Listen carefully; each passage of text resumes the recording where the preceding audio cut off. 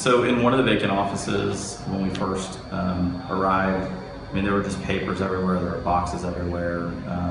And in a paperless office, it's a little concerning there's so many boxes everywhere because you're thinking this office is paperless. But at the same time, I'm glad the paper was there because I don't know how we would know those exist without finding a stack of papers. So one of my employees went into that vacant office and just started trying to sort through the stacks of paper that were in there. And one of the stacks was cases dating to 2014.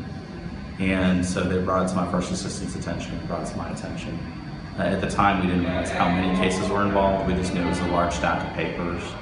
And to give you an idea what the papers are, it's essentially anytime a police officer submits a case for our review, it usually consists of 4 or 5 pieces of paper to just get us looking at the case and kind of get us to open up a file.